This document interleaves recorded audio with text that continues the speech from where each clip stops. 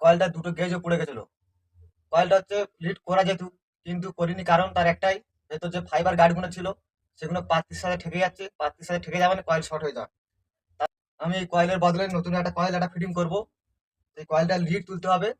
তা আপনাদের 4টে তার কিংবা 3টে তার কানেকশন করবেন, স্টার্টিং রানিং কিভাবে বার করবেন সেইটা আজকে আপনাদের আমি দেখাবো।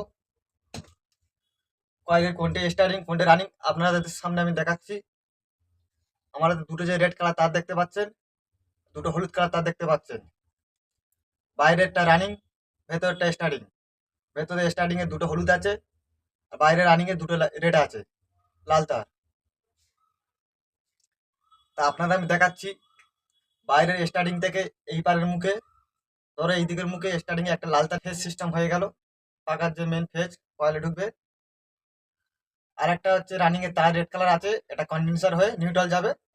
আর হলুদ কালার যে আছে স্টার্টিং এ, এই তারটা কন্ডেন্সার হয়ে টেপ করে দেবে। কয়েলের এই থাকে কানেকশন। বন্ধুরা, কানেকশনটা আপনারা জেনে নিলেন। ভিডিওটা ভালো লাগলে লাইক কমেন্ট করে পাশে থাকবেন।